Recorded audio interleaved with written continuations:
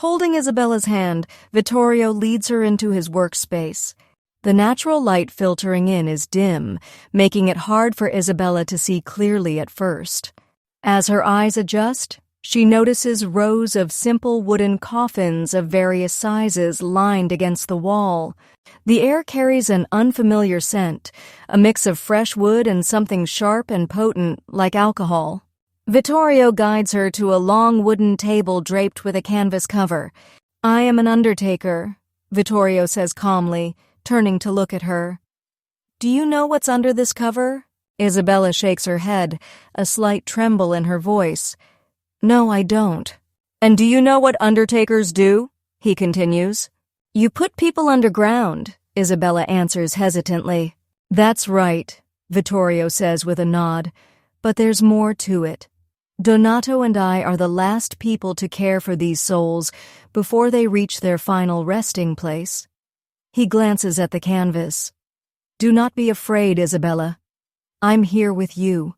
With one hand, Vittorio pulls back the cover, revealing the peaceful face of an elderly man with delicate, thin features. Isabella's grip on his hand tightens instinctively. "We prepare the departed," Vittorio explains. "We wash them, dress them, and ensure they are ready for their journey to the beyond. Then we lay them to rest. This work is misunderstood, even feared, because it reminds people of their own mortality. That is why they avoid us. And I'm sorry that this burden now extends to you. I promised myself to care for you as well as my brother would have." Vittorio gently covers the man's face again and turns to Isabella. "Are you all right?" Her stomach churns, threatening to empty itself, but she manages a shaky nod. They return upstairs and sit at the table, silence stretching between them. Isabella's fingers nervously twist the edge of her sleeve, her gaze fixed on the worn wooden surface in front of her. "Is there anything you wish to ask me?" Vittorio asks. "No, uncle," Isabella replies, still avoiding his eyes. Her hands continue to fidget, now tracing the outline of a knot in the wood. In truth, all she wants is to be left alone to sort through her tangled emotions. Vittorio studies her quietly for a moment, noticing her restless hands. He nods. "I'll leave you to it then. Have a good day, niece," he says, turning to go.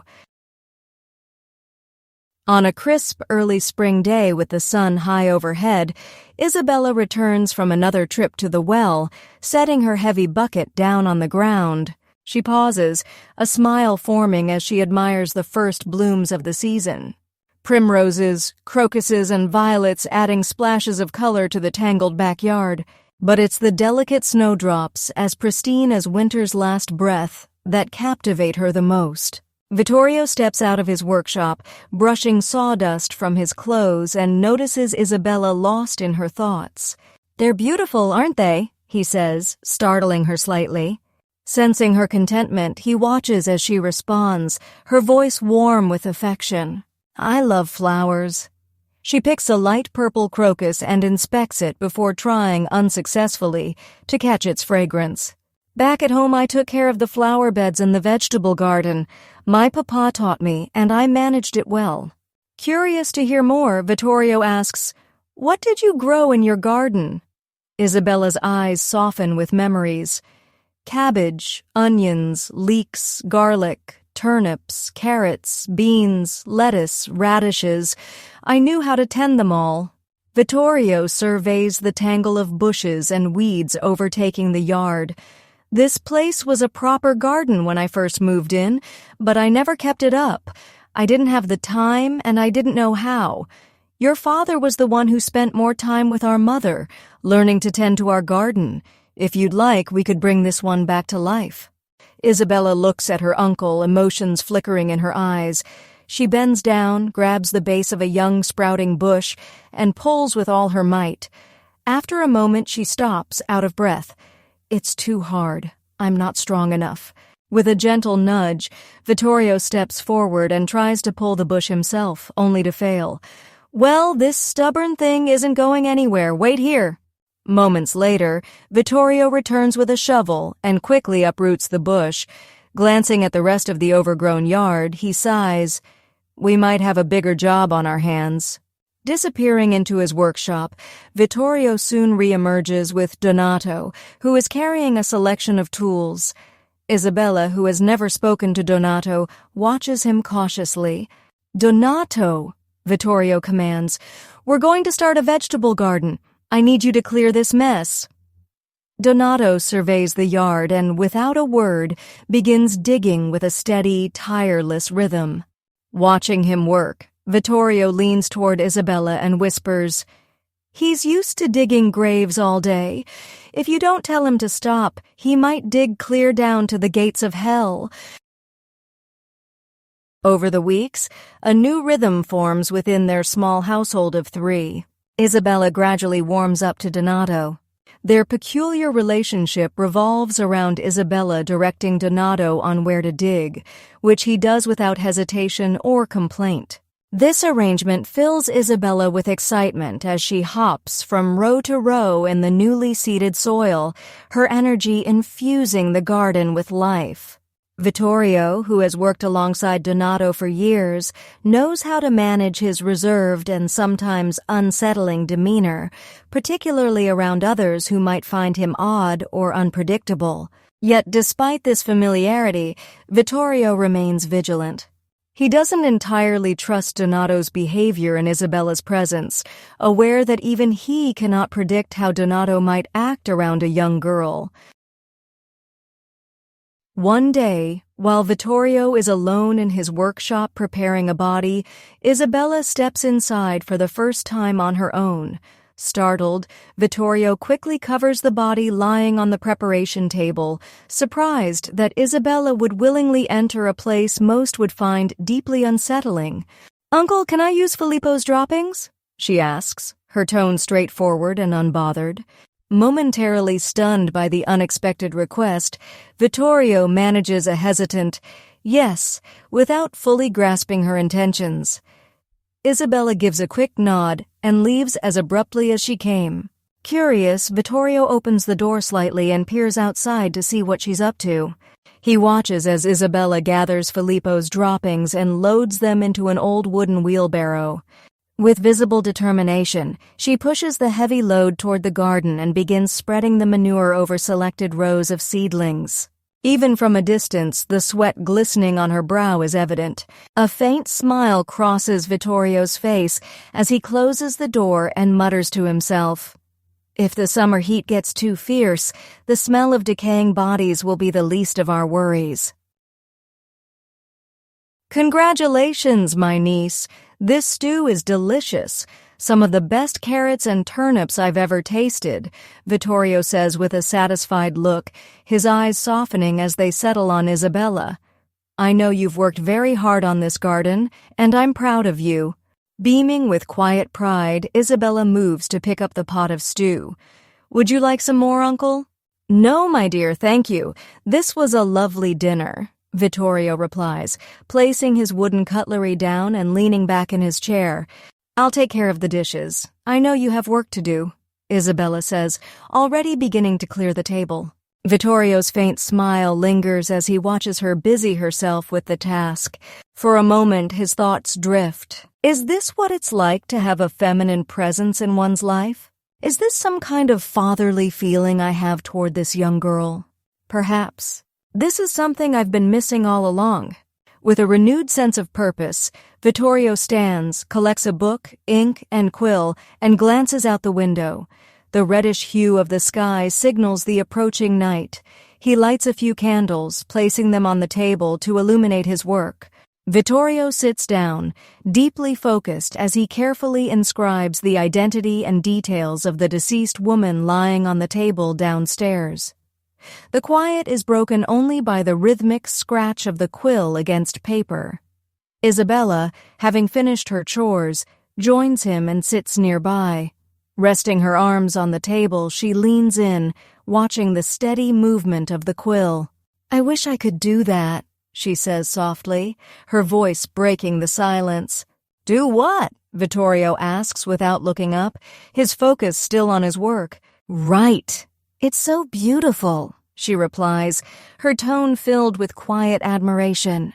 For a moment, Vittorio's eyes flick to hers, a hint of recognition passing between them before he resumes his writing. The silence stretches once more, companionable and calm. When he finishes the entry, Vittorio gently blows on the ink to dry it before closing the book. Pulling a fresh sheet of paper in front of him, he dips the quill in ink and writes a single word. Isabella. Isabella, Vittorio says, this is how your name is written. He places the sheet of paper in front of her, and with the tip of the quill he points to each syllable as he recites them aloud. I say, lay, Isabella. Standing, Vittorio moves behind his niece. Leaning over her, he carefully writes each letter distinctly, his movements slow and deliberate as Isabella watches intently. Her eyes follow the fluid strokes of the quill, her small hands resting on the edge of the table. Dipping the quill into the ink once more, Vittorio carefully wipes the excess ink on the rim of the pot. Now it's your turn, he says, handing the quill to her. Isabella takes the quill with her left hand, prompting a small frown from Vittorio. Go ahead, start with the first letter. This is an I, he instructs. She presses the quill to the paper with too much force, creating a blot of ink that startles her as she quickly pulls the quill away. It's fine, Vittorio says reassuringly. Don't press so hard. Try again. This time Isabella handles the quill more carefully, guiding it with steady concentration. She manages to form 3 wobbly lines resembling an I. Good, Vittorio encourages her. Now the S. Start from the top and curve down. The scratch of the quill fills the room as Isabella painstakingly creates a shaky S. With Vittorio's gentle guidance, she continues through the rest of the letters, her movements clumsy but determined. When she finishes, the word Isabella is written in uneven but recognizable letters. Vittorio watches with a faint smile, pride flickering in his expression. The letters are decipherable, he thinks, quietly pleased. Now blow gently to dry the ink, he instructs.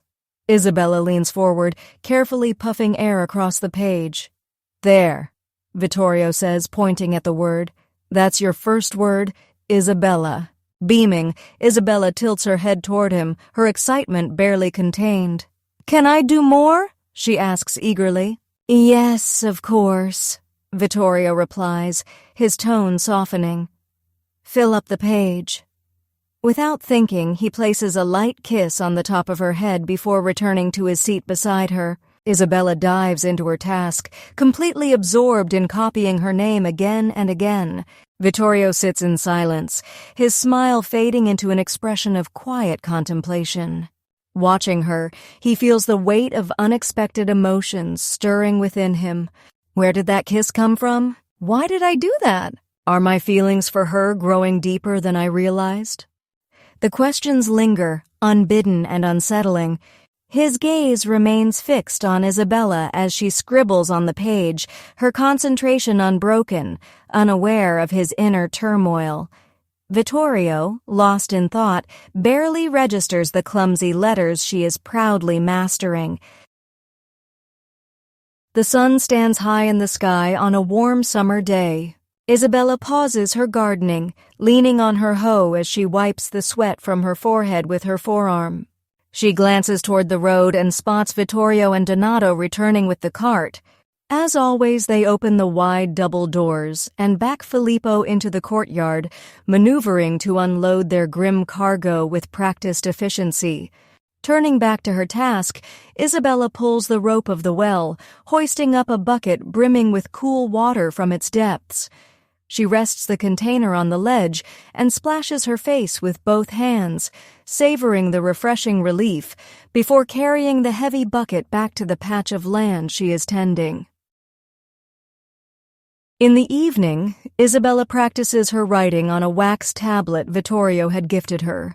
She now knows the 23 letters of the alphabet and numerals by heart, but she understands that mastery takes time. With a copy of the Bible at her side, she copies random words, even though she doesn't yet understand their meanings. Occasionally, her slow, deliberate voice fills the room as she reads the words aloud, savoring the unfamiliar sounds. Her pronunciation falters at times, but every so often she recognizes a passage she's heard during Mass or from her days at the convent. One evening, as Isabella works diligently, Vittorio approaches her. "Do you know what day it will be in 3 days?" he asks. Isabella pauses, her stylus hovering over the tablet. "Yes, I do," she replies softly, her voice trailing off into silence. Vittorio nods. "Would you like us to visit his grave that day? We can remember him together." "Yes, I would love that," she says, a flicker of emotion crossing her face. "I must admit," Vittorio continues, his tone heavier, "I feel guilty for not taking the time to do this last year. We'll prepare provisions and leave early." Isabella nods in quiet agreement, her focus shifting back to her tablet, though her thoughts are elsewhere. On a bright, warm summer morning, Filippo pulls the cart steadily across the lush agricultural countryside of Padua, heading toward Este. For Isabella, the journey feels like an adventure, yet it carries an undercurrent of apprehension. She simultaneously looks forward to and dreads returning to her native village. After a year away, she wonders if it will still feel like home. Sitting beside Vittorio, she gazes at the endless fields of wheat, their colors shifting from healthy green to the golden hues of ripeness. Between them rests a basket filled with provisions for the day. After 2 hours of quiet travel, as they crest a gentle hill, Isabella suddenly breaks the silence with an unexpected "Stop!" Startled, Vittorio reins in Filippo and halts the cart. Before he can ask what's wrong, Isabella leaps off and runs into the field alongside the road. At first, Vittorio assumes she needs a moment of privacy, but instead she begins gathering wildflowers. From a distance, Vittorio watches as the field reveals a kaleidoscope of colors, yellows, purples, whites, and reds, scattered among the swaying grasses. Recognizing her intent, he relaxes and waits patiently as Isabella collects a bouquet. When she returns, climbing back onto the cart with a radiant smile, she holds out her colorful bundle. "This is for my papa," she says proudly. Vittorio glances at the assortment of blooms, wild mustard, violets, buttercups, daisies, and others he cannot name, and nods approvingly. By midday they reach Este. As they cross through the bustling town, they pass the familiar spire of the church, prompting Isabella to reminisce. "I used to come to this church for special ceremonies," she says, her tone both nostalgic and uncertain. The streets and buildings of Este seem smaller to her now, especially compared to the grander scale of Padua. Exiting the town, they cross a narrow bridge, and Isabella points to the shallow waters below. "This is the river where we used to fetch water and wash clothes with my friends and their mothers," she recalls wistfully. As the first houses of her village come into view, Isabella stands on the cart, straining to see further ahead. "That's my house," she exclaims, pointing excitedly. "I can see it from here." Vittorio reins Filippo in slightly and asks gently, "Where is the cemetery?" "On the other side of the village, by the small church," Isabella replies, her voice softening. Crossing through the main street, Isabella notices some of her former friends playing in the distance. Vittorio glances at her. "Would you like to say hello?" he asks. Isabella hesitates, her excitement waning. For a moment, her expression turns uncertain, and she shakes her head. "No, I don't want to. I don't know if this is my place anymore," she says quietly, a hint of sadness in her voice. "Let's go see Papa." Vittorio nods, understanding, and flicks the reins lightly. Filippo snorts and pulls the cart forward with a steady jerk as they continue toward the cemetery. Upon arrival, Vittorio dismounts the cart first. Isabella remains seated, her eyes fixed on the small church she had attended every Sunday as a child. From her vantage point, she can see the graveyard just beyond, separated from the road by a low 3-foot stone wall. Memories surface of the few times she accompanied her father here to pay respects to her mother. Over the years, those visits had grown less frequent. While Isabella waits at the edge of the cemetery, Vittorio detaches Filippo from the cart and lets the horse wander into a nearby field to graze in peace. Isabella's gaze drifts across the rows of wooden crosses. Some are weathered and splintered, leaning precariously as if abandoned by time, while others are newly erected, the freshly turned earth beneath them marking recent burials. A gentle hand on her shoulder pulls her from her thoughts. "Shall we go in?" Vittorio asks softly. Isabella nods and leads the way toward her parents' resting place, tucked near the far end of the cemetery. The blazing sun beats down on them, the air heavy with the steady drone of cicadas. Isabella kneels at the graves and carefully splits her bouquet in two, laying one half on her father's grave and the other on her mother's. Bowing her head, she clasps her hands tightly in prayer. With her eyes closed, she begins to speak softly, recounting her life since her father's passing, as if trying to bridge the gap between the living and the departed. Vittorio watches her for a moment, then his eyes drift to the figure of a middle-aged priest standing near the small church. Without disturbing Isabella, he walks toward the man and offers a respectful greeting. "Padre," he says, "it is unfortunate that I wasn't more present in my brother's life while he was alive. I'd like to honor him and his wife now, in whatever way I can." Pulling a small purse from his pocket, Vittorio counts out several coins and places them in the priest's hand. In Padua, this would cover the cost of 2 modestly carved headstones. "Can I trust you to see to it?" The priest nods solemnly. "Yes, my son, it will suffice. I've heard of you and young Isabella. When I first learned of her circumstances, I worried for her fate, but it seems she has been fortunate to find you. She is lucky. Few orphans have the blessing of a second chance." Vittorio glances back at Isabella, who remains by the graves, her head bowed in silent prayer. "I believe we both have been given a second chance," he says quietly. "Even in sorrow there is gratitude. God has a plan for us all." "Amen," replies the priest. "The Maker works in mysterious ways to heal the heart." Vittorio reaches into his purse again and adds 2 more coins to the priest's hand. "For prayers, Padre, for all of us." The priest nods, making the sign of the cross over Vittorio. "May you go with God," he says warmly. Vittorio inclines his head in thanks and returns to Isabella's side. As he approaches, the priest extends the same gesture toward Isabella, offering her a silent blessing. On a rainy, late summer day, Vittorio and Donato stand by the graveside, shovels in hand, waiting for the priest to finish the funeral rites. The family of the deceased lingers briefly, their grief mingling with the steady drizzle before retreating from the cemetery. The weather hastens everyone, and Vittorio and Donato complete their task swiftly, covering the coffin with damp soil and smoothing the earth with practiced efficiency. Once finished, they rush toward the church for shelter. Donato remains under the porch, staring out at the relentless rain, while Vittorio heads inside to meet the priest in his modest office. The room is sparsely furnished. A simple desk with a few books stacked neatly on a shelf, a ceremonial tunic draped over a mannequin, and a bronze cross standing prominently on a sideboard. After handling the necessary formalities, Vittorio takes the opportunity to broach a more personal matter. "Padre Corrado, I'd like to speak with you about my niece," Vittorio begins. The priest smiles warmly. "Of course, Vittorio. How is Isabella? From what I've seen during Sunday Mass, the 2 of you seem to be doing well." Vittorio nods. "She's a good child, Padre. Devoted, hard-working, and, I believe, quite intelligent.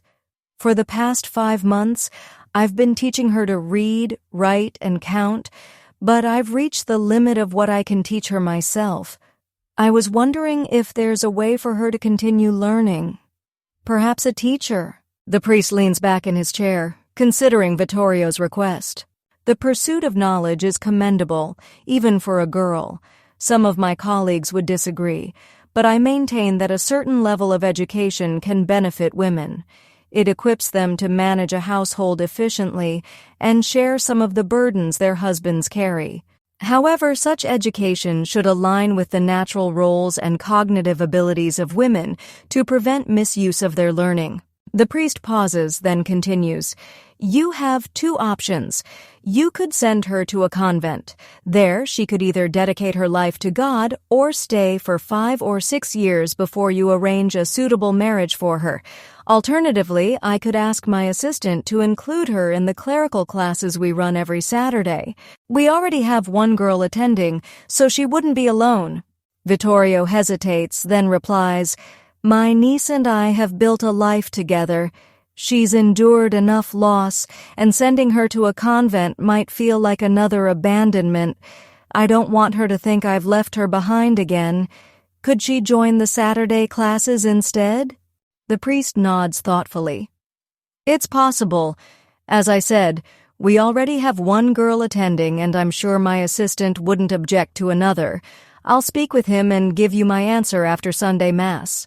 Thank you, Your Grace, Vittorio says, bowing his head respectfully.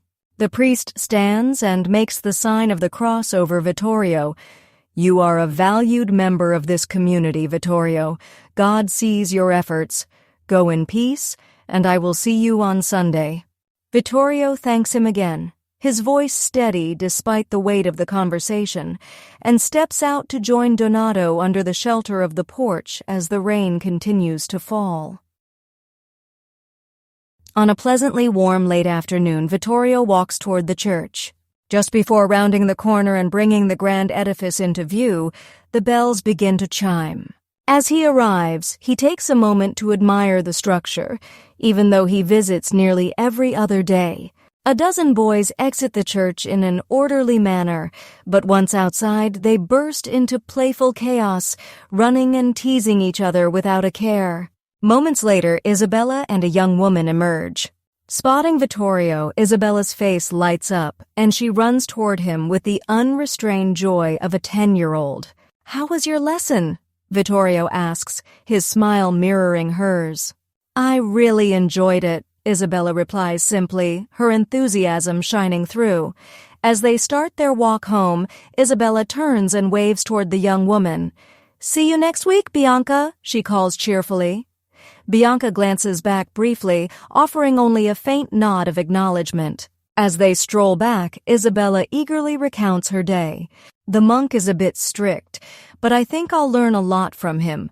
There are 12 boys and Bianca in the class. The boys and girls are separated by a wooden screen, so we can't even see each other during the lesson.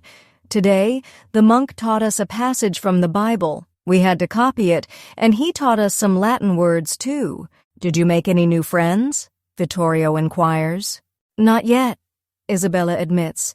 We're not allowed to talk during the lesson. Maybe Bianca could become my friend, but she's old. At least 15. That evening, Vittorio sits beside Isabella, observing her as she practices her writing on her wax tablet. Isabella pauses to massage her right hand, her frustration evident. I'm doing as you asked, Uncle, she says.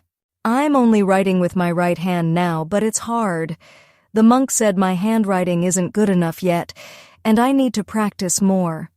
I know you told me not to use my left hand, but I don't understand why.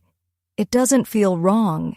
Reassuring her, Vittorio replies gently, There's nothing wrong with writing with your left hand, Isabella, but some people may judge you for it, and it's better to avoid drawing unnecessary attention. Trust me on this. Isabella nods. Though her expression remains uncertain, she picks up her stylus again and resumes her practice, her focus shifting back to forming each letter carefully on the tablet. A few weeks later, Isabella sits at the table, her wax tablet and Bible illuminated by the soft glow of a single candle. This nightly ritual has become second nature, copying passages from the sacred text, carefully shaping each letter, and puzzling over the meanings of the unfamiliar words she writes. Across from her, Vittorio sits with his ledger, recording the details of a recently deceased woman. Lighting a second candle for himself, he dips his quill into the ink and begins methodically inscribing a name. From the corner of her eye, Isabella glances at her uncle. Vittorio notices and casts a quick look in her direction before returning to his work. Emboldened, Isabella steals another glance, her curiosity evident. This time, Vittorio catches her, his eyes darting toward her with a teasing sharpness. "What?" he asks without pausing his writing. "Nothing," Isabella mutters, hurriedly looking back at her Bible. Vittorio stretches across the table slightly, lowering his face closer to hers with a mischievous smirk. "What?" he repeats, his voice playful. Isabella, caught off guard by his unusual behavior, can't help but smile. She leans forward, mirroring his posture. "Nothing," she insists, her grin widening. Vittorio raises an eyebrow. "I'm sure there's something," he teases, his voice tinged with mock suspicion. With wide eyes and a growing smile, Isabella leans back and asks, "What's gotten into you, Uncle?" Without answering, Vittorio abruptly stands and walks toward their shared bedroom. Isabella watches him go, her head tilting with curiosity. When he disappears behind the door, she shakes her head, still wondering what had come over him. Moments later, Vittorio returns, his hands conspicuously hidden behind his back. As he approaches, his expression softens. Finally, he presents a worn book with a triumphant smile. "Happy birthday, Isabella. You thought I forgot, didn't you?" Isabella's face lights up, her joy barely contained as she bites her lower lip in excitement. Taking the book gently, she traces its edges with her fingertips. Though aged and weathered, the book feels like treasure. "It's Aesop's Fables," Vittorio explains, his tone warm. "An Italian edition. I've had it for some time, but I never read it. I thought you might enjoy it more than I ever could." Without hesitation, Isabella leaps to her feet and wraps her arms tightly around Vittorio's waist. Overcome with affection, he places a hand on the back of her head, gently pulling her closer. Now, Isabella and Vittorio are well established in their routine. Each understands their duties, responsibilities toward their home, and the boundaries they respect with one another. However, it hasn't escaped Vittorio's notice that Isabella's class has not brought her any friends. She has embraced all the tasks of running the household with diligence and without complaint, often resembling a young housewife. Donato occasionally helps her in the garden, though he mostly keeps to himself. Vittorio's grim duties as an undertaker come with an important advantage. People never fail to pay him for his work. Families of the deceased, fearing that disrespecting the last man to care for their loved ones might offend God, ensure their debts are settled. Sometimes, when families cannot pay the full cost up front, Vittorio arranges installments to ease their burden. He also sells the simple coffins he crafts himself, offering a more affordable option to grieving families. Recently, a widow who could not afford the full cost of her husband's funeral offered a large book as part of her payment. Vittorio, recognizing its potential value, accepted the trade. As expected, the book became a source of great joy for Isabella, who had already read her birthday gift, Aesop's Fables, so many times she knew entire pages by heart. The new addition to her modest library quickly became her prized possession. The tailor's prediction nearly came true. Isabella has cared for her favorite blue dress remarkably well, repairing minor damages herself, but she is now visibly outgrowing it. Just as he did 2 years prior, Vittorio gifts her a new dress, still blue as per Isabella's request, but this time with more elaborate embroidery. It is an expense Vittorio gladly bears, both as a reward for her hard work and as a token of his growing gratitude for her role in maintaining their home, which allows him more time to focus on his business. Isabella has earned Vittorio's trust to go to the market alone, a task that has given her newfound confidence. She relishes these trips, wandering through Padua's lively streets and observing the ordinary lives of its people. Her guilty pleasure is simply watching the world move around her. Just like her uncle, however, Isabella's closest companion is Filippo. She takes meticulous care of the horse, grooming him daily and keeping him in pristine condition for his ceremonial tasks. 3 dates hold special significance for Isabella and Vittorio: Christmas, Isabella's birthday, and the anniversary of Lorenzo's passing. On the latter, they take the day off to visit the graves of Isabella's parents, now adorned with 2 finely engraved headstones. Isabella is setting the table for lunch, the scent of grilled fish and seasonal vegetables filling the room. She hears her uncle's familiar footsteps climbing the stairs and smirks, recalling how he had left work earlier that morning for something he wouldn't explain. As Vittorio steps into the living area, she greets him with a curious smile, immediately noticing the basket he carries, its contents concealed beneath a neatly folded towel. Without a word, Vittorio places the basket on the table and meets her gaze with a warm smile. 12 years old already, he says, shaking his head as if in disbelief. How time flies. Happy birthday, my niece. Go on, uncover it. Isabella, her excitement bubbling, eagerly lifts the towel. Expecting perhaps a dress, a book, or some new shoes, she freezes for a moment at the sight inside.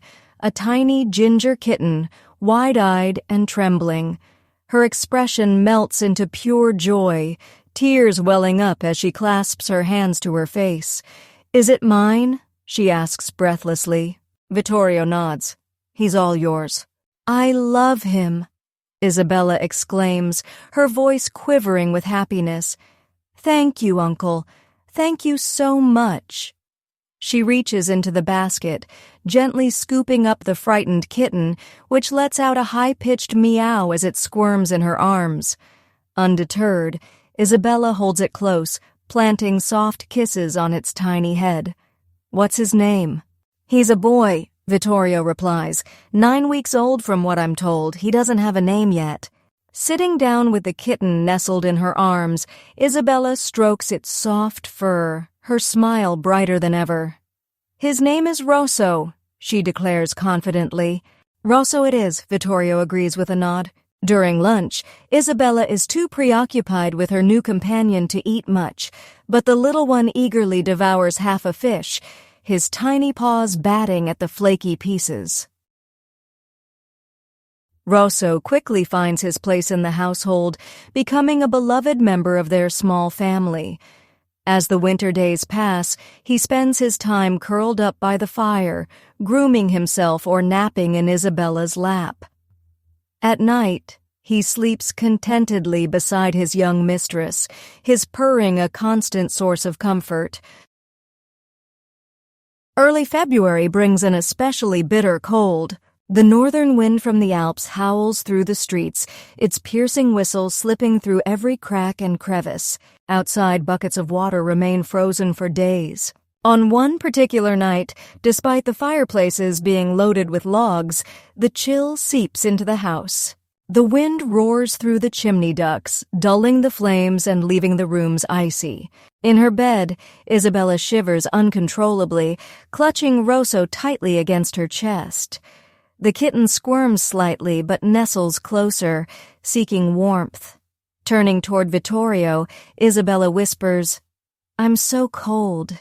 A groggy hum escapes Vittorio, half asleep and barely processing her words. "Can I come with you?" she asks, her voice small but hopeful. Vittorio stirs, lifting the edge of his blanket in silent invitation without a word. Isabella rises, Rosso still cradled in her arms, her bare feet barely brushing the freezing wooden floor as she makes her way across the room. Sliding into Vittorio's bed, she presses herself close to him, eager to absorb his warmth. Vittorio instinctively wraps his arm around her, his hand resting protectively near hers, which still holds Rosso. The garden is alive with color. After a harsh winter, spring is in full bloom, bringing warmth to the days, though some are kinder than others.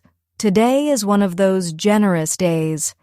In the courtyard, Isabella sits with a large bucket between her legs, scrubbing a stained cloth against the washboard.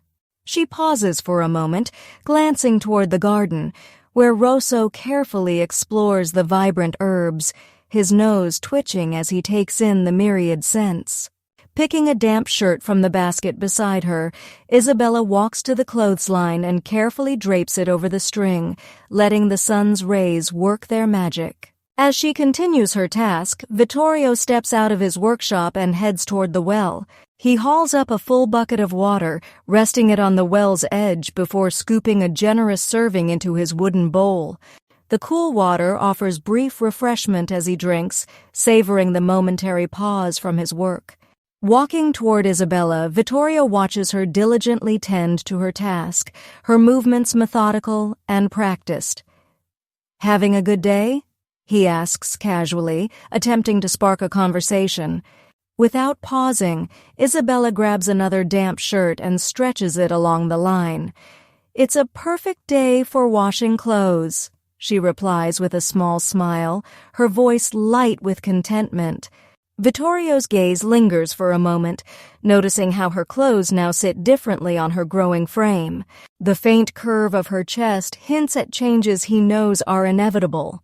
A subtle but undeniable realization settles over him. Isabella is on the cusp of womanhood.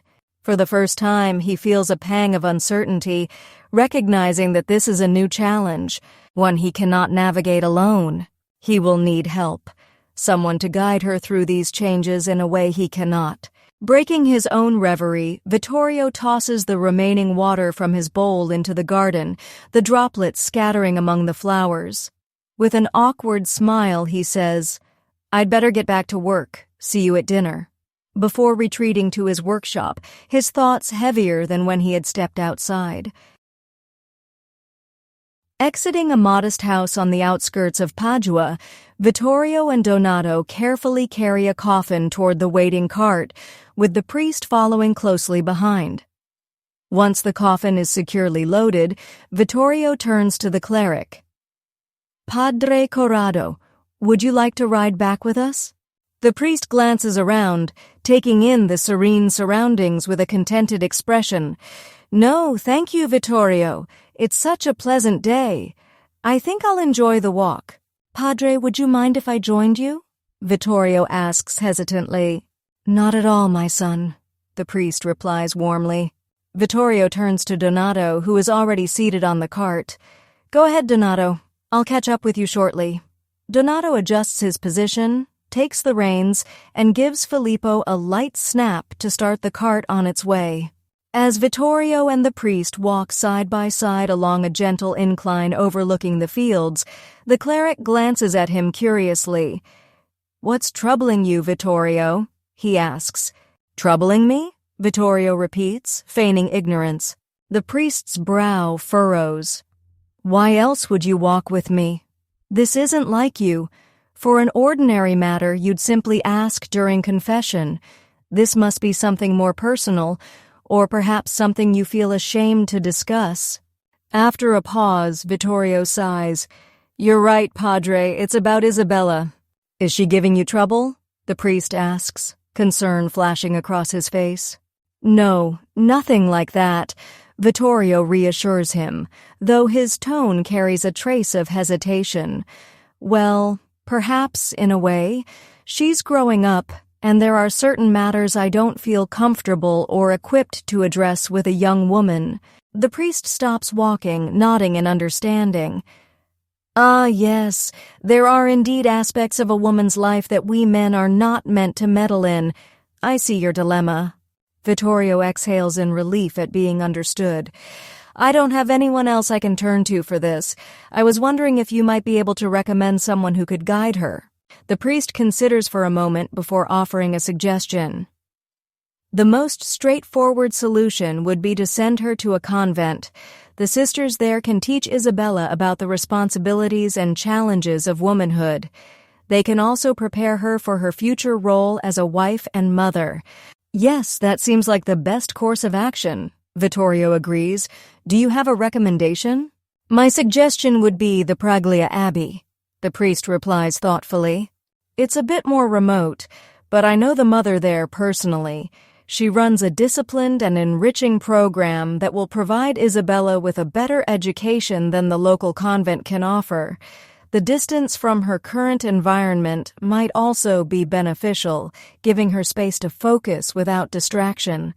I can write to the mother on your behalf. Let's plan for her to go in about 2 months. Thank you, Padre, Vittorio says with a nod. If there's a fee, I'm sure I can manage it. I don't doubt it, the priest replies with a small smile.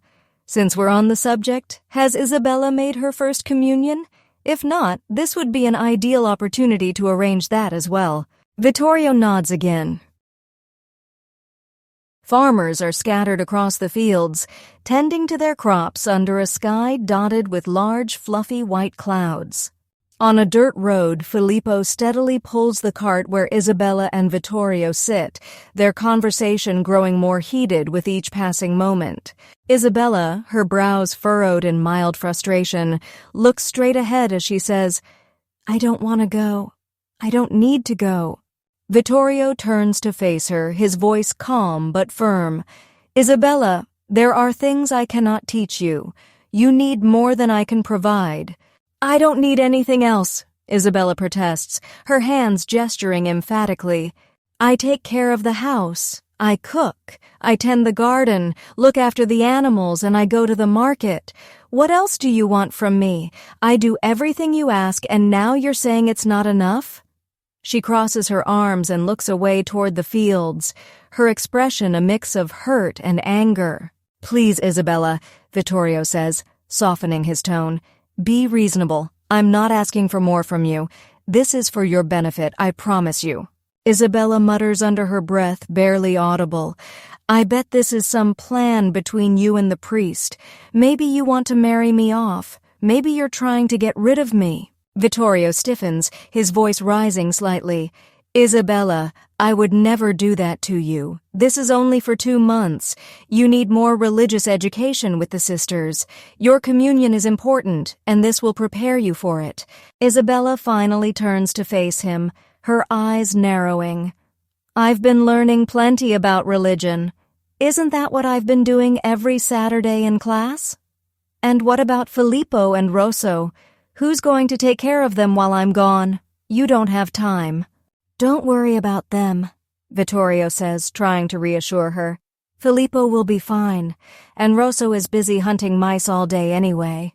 The road grows bumpier, and silence falls between them, their bodies swaying slightly with the uneven terrain. After a while, Isabella breaks the quiet, her voice softer but tinged with determination. What about next month?